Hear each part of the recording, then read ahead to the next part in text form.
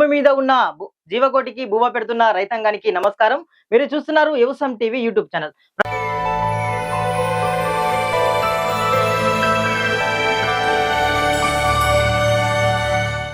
Present అయితే మనము ములుగు జిల్లా వెంకటాపురం మండలం బూరుగుపేట గ్రామంలో ఉన్నాము.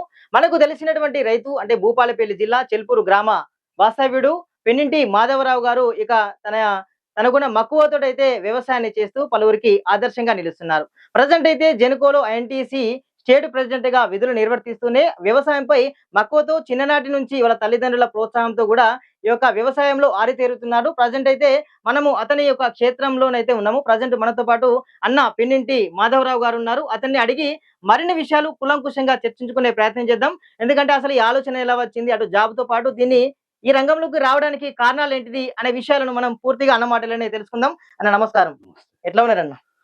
బాగున్నాం. ఓకే, మొత్తానికి మీ యొక్క బయోగ్రఫీ ఒకసారి మా వీక్షకులకు రైతులకు ఒకసారి తెలియజెప్పండి. నేను జెన్కోలో ప్లాంట్ అటెండెంట్ గా పనిచేస్తా ఉన్నాను. అదే కాకుండా ఐఎన్టీసీ స్టేట్ ప్రెసిడెంట్ గా పనిచేస్తూ నాకు వ్యవసాయం మీద ఉన్నటువంటి ఇంట్రెస్ట్ ఒకటి. రెండవది ఏంటంటే నేటి యువతకు ఆదర్శంగా ఉండాలి.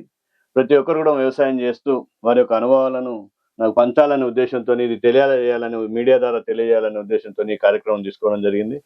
నాకు గత 10 సంవత్సరాలుగా నేను వ్యవసాయ పైన మక్కువతో కూరగాయల సాగు చేస్తా ఉన్నాను. నలుగురికి ఆదర్శంగా ఉండాలనేది నా కోరిక. ఓకే, మీరు ఇట్లా జెన్కోలో ఎన్ని సంవత్సరాల నుంచి మీరు జాబ్ చేస్తా ఉన్నారు? జెన్కోలో 2006లో కాంట్రాక్ట్ లేబర్ గా జాయిన్ అయ్యాను. 2013లో నాకు పర్మనెంట్ అయింది. పర్మనెంట్ అయిన తర్వాత 6 సంవత్సరాల నుంచి నేను వ్యవసాయం మీద ఇంట్రెస్ట్ తోని కూరగాయలు సాగు చేయడం జరిగింది. ఫస్ట్ చెల్పూర్లో భూమి ఉన్నప్పుడు అక్కడ చేసాము. అక్కడి నుంచి కొంచెం రియల్ ఎస్టేట్ లో అక్కడ పోయిన తర్వాత నాకు ఇక్కడికి 20 కిలోమీటర్ల దూరం అయినా ఇక్కడికి వచ్చేసి ఇక్కడ 4.5 ఎకరాలు కొనుక్కొని నా ఫుడ్ నేనే, నా కూరగాయలు కానీ ఇక్కడ ఆవు పాలు గుడ్లు నా వరి నాకు ఏదైతే రైస్ ఉందో నేనే పండించుకుంటూ నలుగురికి మంచి ప్రొడక్ట్ ఇవ్వాలనే ఉద్దేశంతో, ఆరోగ్యమైన ఫుడ్ ఇవ్వాలనే ఉద్దేశంతో ఈ కార్యక్రమం చేపట్టడం జరుగుతుంది. ఓకే, ఈ బూరుగుపేట గ్రామంలో మీరు మొత్తం ఎన్ని ఎకరాల ల్యాండ్ ను మీరు పర్చేజ్ చేస్తారన్న? 4.5 ఎకరాలు. 4.5 ఎకరాలు మొత్తం. అంటే ఏమేమి పంటలు పండిస్తున్నారు ఇలా బీరతో కాకుండా? ఇంతకు ముందు బీర, టమాటా, బెండ వేసాను. ఇప్పుడు బంతి ఇప్పుడు బీర నడుస్తా ఉంది. మళ్ళీ బీర పోయిన తర్వాత మళ్ళీ అంటే కాలానికి అనుకూలంగా పంటలు మార్పిడి చేసుకుంటూ రకరకాల పంటలు ఇక్కడ బీర, టమాటా, బెండ ఎక్కువ పండిస్తా ఉన్నాం. కాకర కూడా పండిస్తాం. ఓకే ఓకే, అంటే బీర ఇప్పుడు మీరు ఈ బీర మనం తోటలో ఉన్నాము, ఇది ఎన్ని రోజులు అవుతుంది పంట వేసి? ఇది పెట్టి 55 రోజులు అవుతుంది. 55 రోజులు అవుతుంది. ఇప్పుడు 5వ కటింగ్. ఇది వాటికి 5వ కటింగ్. రోజుకు క్వింటల్ నుంచి క్వింటల్‌న్నర వరకు వస్తుంది. నిన్న క్వింటల్ 20-30 కిలోలు వెళ్ళినాయి. అంత ముందు రోజు క్వింటల్ 20. ఇప్పుడు పెరుగుతా ఉంది. అంటే దాదాపు మీరు ఇది వేసి 5 రోజుల బట్టే కాపీ తీస్తున్నారు. అంటే రోజుకు కంపల్సరీ క్వింటల్ పక్కా వస్తుందా? క్వింటల్ పక్కా వస్తుంది. డైలీ కటింగ్ ఉంటుందా లేకపోతే రోజు కటింగ్? రోజు కటింగ్. రోజు కంపల్సరీ కట్ చేస్తాం. ఎందుకంటే కాయ పెద్దగా అయితే మార్కెట్ లో వాల్యూ తక్కువ ఉంటుంది. అవునవును. కాయను సైజు నాణ్యత బాగుండాలనే ఉద్దేశంతో రోజు కటింగ్ చేస్తూ ఉంటారు. ఓకే, మామూలు పంటలు అనగానే ముఖ్యమైనది విత్తనం. ఈ విత్తనం అనేది మీరు ఎక్కడి నుంచి మీరు తీసుకొస్తారు? మీకు ఎవరైనా ఫార్మర్స్ ఇస్తారా లేకపోతే షాప్స్ నుంచి? షాప్ నుంచి కొనుగోలు చేసాం. ఇది రాజమండ్రి నుంచి తెప్పించాము. ఈస్ట్ వెస్ట్ నావీ రకం సంబంధించింది. ఇంత ముందు కూడా ఇదే మల్చింగ్ షీట్ లోనే ఫస్ట్ ఒక పంట తీసాము. దానికి 1,70,000 వరకు వచ్చింది. 20 గుంటలలో. మళ్ళీ దాంట్లోనే తీసేసి రెండో పంట కూడా వేయడం జరిగింది. ఇది దీంట్లో ఏమి డ్యామేజ్ చేయకుండా అదే కల్టివేషన్ చేయకుండానే మళ్ళీ అదే కవర్ షీట్ లోనే మళ్ళీ షోయింగ్ చేసేసి పంట తీసుకోవడం జరుగుతుంది. కవర్ డ్యామేజ్ కాకుండా మనం కాపాడగలిగితే 3 పంటలు తీసుకోవచ్చు. అప్పుడు ఏమైతుందంటే మనం దుక్కి చేయడం ఖర్చు గానీ ఇవన్నీ మల్చింగ్ షీట్ ఈ ఖర్చు అంతా కూడా కొంత మనకు తగ్గుతుంది. 20,000 వరకు తగ్గుతుంది అమౌంట్. అట్లా మూడు క్రాప్ల వరకు అయితే మనకు అంటే 1 year దాకా మనకైతే పంటలు తీసుకోవచ్చు. ఓకే ఓకే, అంటే ఈ డ్రిప్ కు సంబంధించి మీరు ఏమన్నా ప్రభుత్వం నుంచి మీకు ఏమన్నా సబ్సిడీ లాంటిది వచ్చిందా? మీకు సబ్సిడీ రాలేదు. ఇది సొంతంగా వేసుకోవడం జరిగింది. సబ్సిడీ కోసం ప్రయత్నం చేస్తా ఉన్నాం. ఇప్పుడు ఈ ప్రభుత్వం వచ్చిన తర్వాత ఇప్పుడు ఇస్తున్నారని తెలిసింది. ఇక్కడ ఇంకా ఇదే కాకుండా ఇంతకుముందు వేసినట్టుగా ఒక 2 ఎకరాల వరకు పందిరి సాగు కూడా చేసి ఇక్కడ ఉన్న ఈ స్థానికంగా యువతకు ఆదర్శంగా ఉండాలనే కోరిక. ఓకే ఓకే, మీరు ఇప్పుడు దీన్ని వేసేది స్టేకింగ్ పద్ధతి, స్థానికంగా కర్రలు తెప్పించుకొని స్టేకింగ్ పద్ధతిలో వేస్తాను. దీంట్లో వల్ల ఏమంటే కాయ ఇట్లా క్రాస్ పోయే అవకాశం ఉంటుంది. పెండాల్సి వేసినప్పుడు స్ట్రేట్ గా ఉంటది. కాయ నాణ్యత కూడా బాగుంటుంది. మార్కెట్ లో కూడా రేటు ₹1 ఎక్కువ వస్తుంది. అంటే ఈ పోల్స్ ని బట్టి వేసుకుంటే బెటర్, ఈ ఒక కంక బొంగులను బట్టి పోల్స్ వేసేసి పందిరి వేస్తాము. పందిరి వేసినప్పుడు పందిరి సాగులో చాలా బాగుంటుంది. దానిపైన ఏంటంటే మేము ప్రభుత్వానికి కోరేది ఏంటంటే యువతకు పందిర్లు డ్రిప్ ఇరిగేషన్, మల్చింగ్ షీట్ ఇస్తూ స్థానికంగా ఎవరైతే కష్టపడతారో వాళ్ళకి ప్రోత్సహిస్తే ఇంకా స్థానికంగా అభివృద్ధి చెందడానికి యువతకు చాలా బాగుంటుంది, ఉపాధి కల్పించిన వారు అవుతారని మా అభిప్రాయం. ఓకే, మీరు గింజ పెట్టినప్పటి నుంచి వెళ్ళి మామూలుగా ఈ బోయల పద్ధతి, దీన్ని బెడ్లు మల్చింగ్ షీట్ పద్ధతి, మల్చింగ్ షీట్ పద్ధతి, దీన్ని ఎలా ట్రాక్టర్ తోటి సెట్ చేసుకున్నారు? ట్రాక్టర్ తో బెడ్స్ కొట్టేసి మల్చింగ్ షీట్ వేసేసి చేయడం జరిగింది. ఓకే, దీంట్లో కాయ నాణ్యత వస్తుంది. డ్రిప్ ఇరిగేషన్ ద్వారా ప్రతిదీ మనం ఏదైతే ఇచ్చినామో ఫర్టిగేషన్ చెట్టుకు అందుతుంది, వేస్టేజ్ అనేది ఉండదు. పైన వేసినప్పుడు మామూలుగా లూజ్ డిఏపి అట్లాంటి పైన వేసినప్పుడు ఏమైతుందంటే 50-70% వరకు లాస్ అయిపోతుంది. ఇదేంటంటే మనం మైక్రో న్యూట్రియన్స్ డ్రిప్ ద్వారా ఏరిస్ సంబంధించిన ప్రొడక్ట్స్ వాడుతా ఉన్నాం.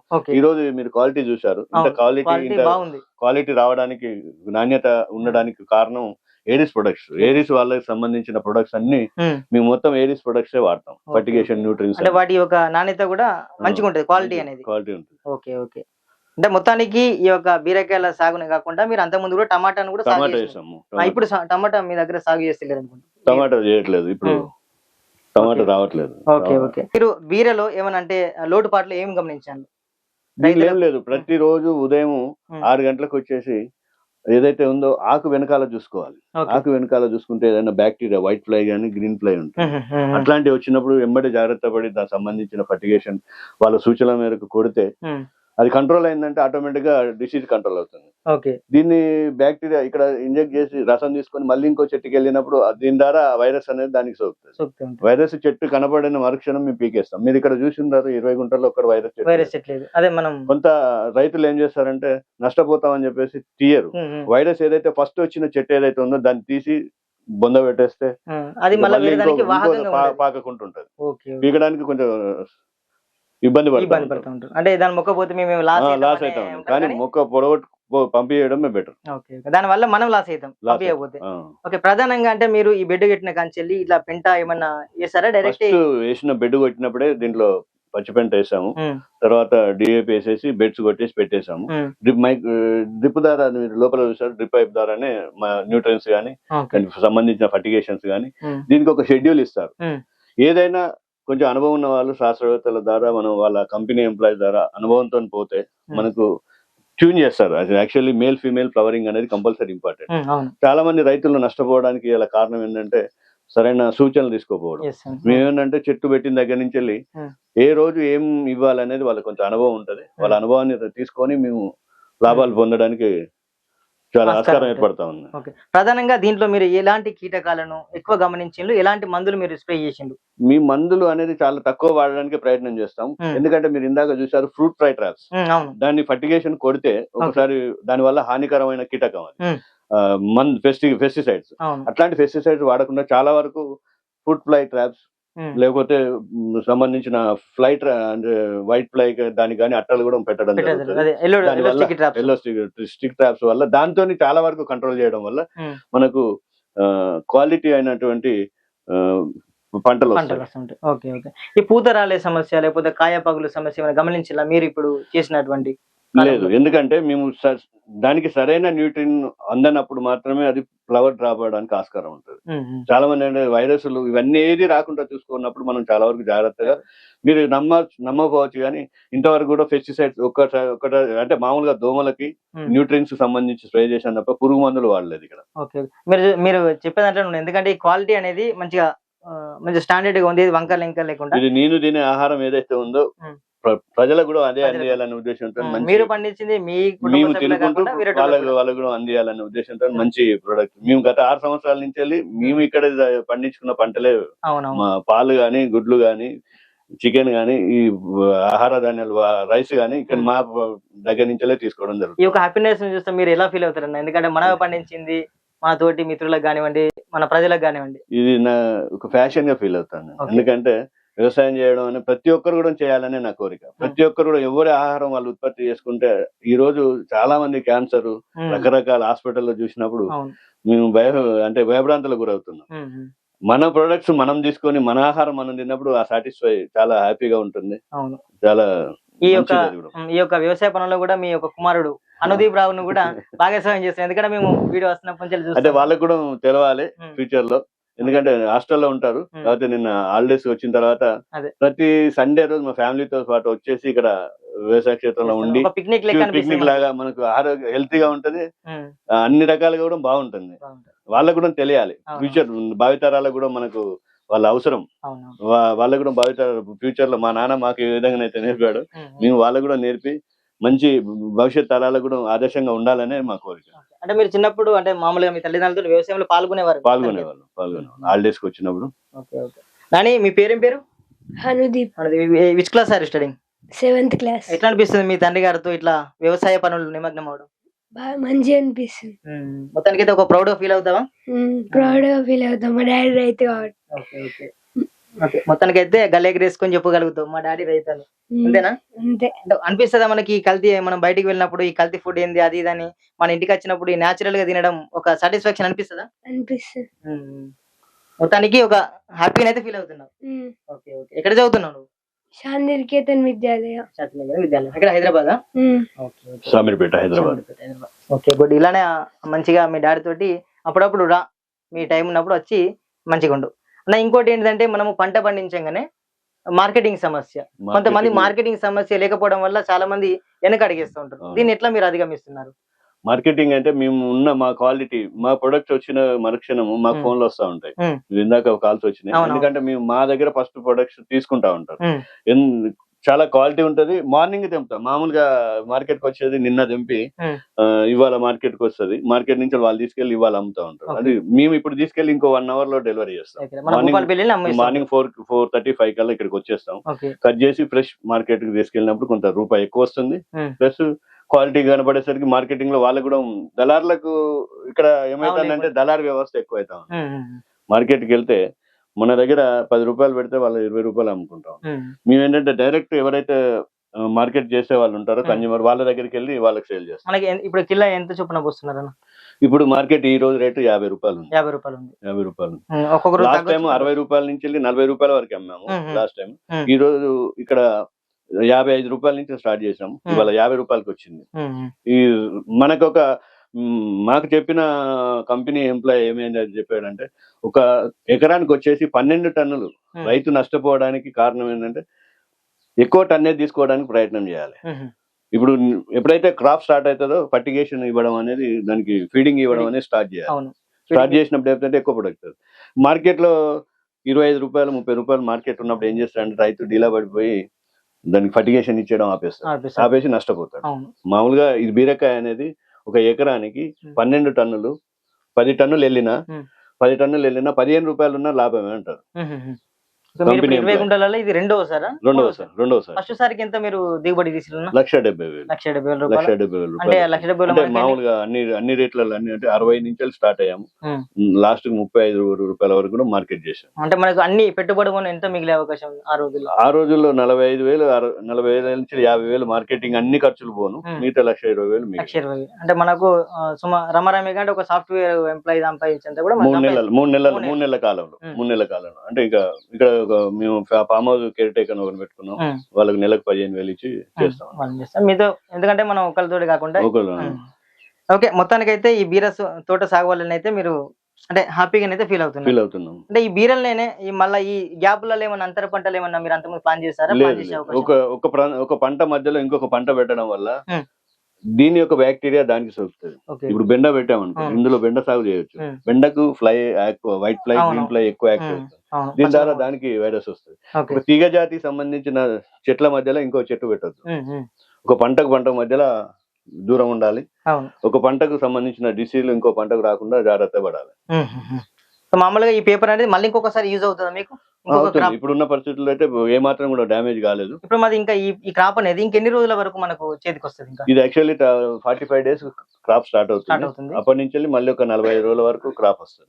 అంటే మొత్తం 3 నెలల పంట. 3 నెలల పంట. 3 నెలలు తీసేసి డ్రై అయిన తర్వాత మళ్ళీ కొంత సూడోమోనాస్ ఇచ్చేసి, కొంత ఫర్టిగేషన్ ఇచ్చేసి, శిలీంధ్రం రాకుండా కెమికల్ ట్రీట్మెంట్ చేసేసి, ట్రైకోడర్మా, సూడోమోనాస్ ఇవన్నీ పాటిస్తారు. ట్రైకోడర్మా, సూడోమోనాస్ పెట్టేసిన తర్వాత కొంత మళ్ళీ 15 రోజులు ఆరిన తర్వాత మళ్ళీ ఏమంటే షోయింగ్ చేసేస్తే మంచి పంట వస్తుంది. దీనివల్ల ఏమైతే 20 రోజు మనకి అంటే ఒక 15 నుంచి 20,000 వరకు దిగుబడి అదే ఖర్చు మిగులుతుంది. నేను కొంతమంది రైతులు ఏంటంటే ఓన్లీ ఒకటే క్రాప్ పనిచేస్తుంది అని విన్నాను. మరి ఇది 3 పంటలకు అట్లా ఏమైనా ఇబ్బంది అవుతుందా? వైరస్ రాకుండా మీరు ఇందాక అన్నట్టు సూడోమోనాస్ అదేదైతే ఉందో దాన్ని ఇవ్వడం వల్ల మనకు దాంట్లో ఉన్న బ్యాక్టీరియా అంతా పాత వైరస్లు ఏమన్నా ఉన్నా కూడా శిలీంధ్రం ఏమన్నా పోతుంది, మనకు కొత్త ఫ్రెష్ పంట కూడా మంచిగా వస్తుంది, ఖర్చు తగ్గుతుంది. Okay okay. సో మొత్తానికి అయితే అంటే డైలీ వాటర్ ఇరిగేషన్ అనేది ఇవ్వాలా, లేకపోతే ఒక 1 డే తప్పించి 1 డే అట్లా ఇస్తారా? 2-3 రోజులకు ఒకసారి వాటర్ ఇప్పుడు ఎండలను బట్టి వర్షాన్ని బట్టి ఇచ్చేస్తా ఉంటాం. Okay okay. మొత్తం ప్రజెంట్ అయితే మీరు ఈ బూరుగుపేట గ్రామంలో 4 ఎకర్స్ ల్యాండ్? 4.5 ఇంకా మిగతా 4 ఎకరాల్లో నాకు తిండికి సంబంధించి ఎకరం వడ్లు పండించుకుంటా ఉంటాం. ఇది మనం బ్లాక్ రైస్ కూడా పండిస్తాం. బ్లాక్ రైస్ కూడా ఈసారి ట్రై చేసాము, ఒక 3 గుంటలంతా ట్రై చేసాము. 3 గుంటల అది పంట వచ్చిన తర్వాత నెక్స్ట్ నాకేమో ఎటువంటివి లేవు ఇప్పటి వరకు. కాకపోతే కొంతమందికి అవసరం ఉంది, ప్రొడక్ట్ చేసి మాకు కొంచెం కావాలి అంటే. అది ఎక్కడ మీరు ఎక్కడి నుంచి తీసుకున్నారు? ఇది హైదరాబాద్ లో వాళ్ళు మహారాష్ట్ర వాళ్ళ ధర తీసుకున్నాం. 3 గుంటలలో కల్టివేషన్ చేస్తాం. నెక్స్ట్ సారి మనకు కూడా నెక్స్ట్ దానికి మనకు ప్రొడక్షన్ లో మన దగ్గర నుంచి అమ్ముడుపోయే అవకాశం. Okay okay. అదే విధంగా మొక్కజొన్న కూడా వేసినట్టున్నారు. మొక్కజొన్న ఎన్ని రోజులు అవుతుంది ఇది? ఇప్పుడు ఏమైందంటే చలికాలం రేట్లు చాలా తక్కువ ఉంటాయి, ఇప్పుడు అందరూ పంటలు వేస్తారు. అందుకోసమని ఈ మక్క పంట తీసుకొని లాస్ట్ టైం ఏం చేసామంటే మక్క పంట మేల్ ఫిమేల్ సంబంధించిన అంకుర్ రకం వేసాము. దాంట్లో మేల్ సాల్ తీసేసి దానిపైన మళ్ళీ బీరేస్తాం, మధ్య సాల్లో వేసేసి దానిపైన వాడుతుంది. మనకు కొంత ఖర్చు కూడా, కల్టివేషన్ ఖర్చు కూడా తగ్గుతుంది. అది మేల్ ఫీమేల్. ఈ రోజు రైతులు ఏం చేయాలంటే చాలా అవగాహనతోని కొత్త కొత్త పద్ధతుల ద్వారా పోయినప్పుడు లాభాలు, ఈ ఆత్మహత్యలు అనేది తగ్గుతాయి. అంటే ఒకటే పంట. ఇప్పుడు మన ట్రెండింగ్ ఏంటిదంటే పత్తి వేస్తే పత్తి, మిర్చి వేస్తే మిర్చి, లేకపోతే మొక్కజొన్న వేస్తే మొక్కజొన్న. కానీ కూరగాయల వైపు అయితే కొంచెం చాలా తక్కువ, ఒక 10%. ఇంకొకటి ఏంటంటే సార్, ఇప్పుడు మనం ఏదైతే ప్రొడక్ట్ చేసాం ఒక 4-5 రకాలు పెట్టుకొని మనమే మార్కెట్ చేసినప్పుడు డబుల్ ప్రాఫిట్ వస్తుంది. అవునవును. మనం అంటే ఉద్యోగ రీత్యా మనం ప్రాఫిట్ చేయలేము, మనం మార్కెటింగ్ చేయలేము, కానీ మార్కెట్ చేసుకుంటే చాలా బాగుంటుంది.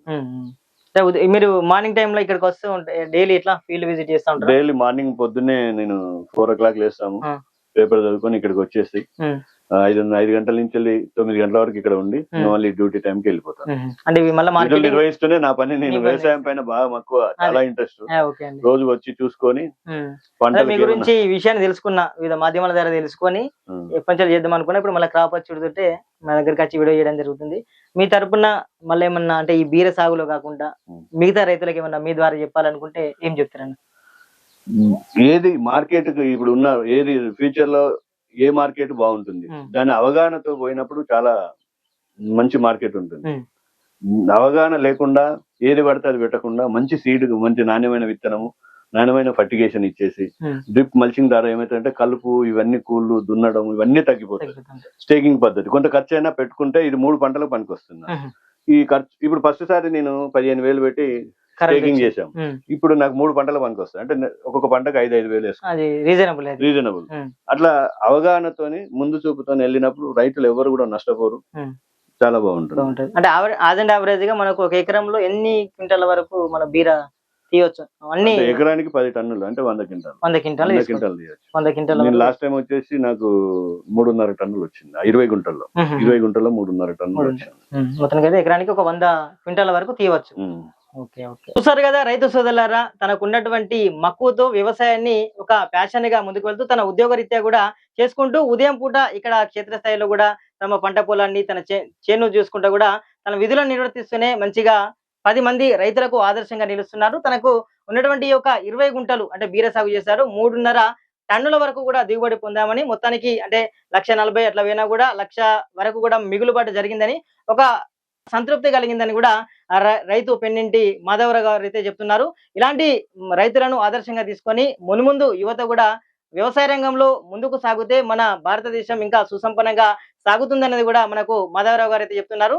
10 మంది రైతులు ఈ యొక్క రైతును ఆదర్శంగా తీసుకొని ఇంకా ముందుకు సాగితే బాగుంటుందని కూడా మేము ఆశిస్తున్నాం. ఇలాంటి మంచి మంచి రైతుల ఇంటర్వ్యూస్ కావాలంటే మన వ్యవసాయం టీవీ యూట్యూబ్ ఛానల్ తప్పకుండా సబ్స్క్రైబ్ చేసుకోండి. Thank you so much.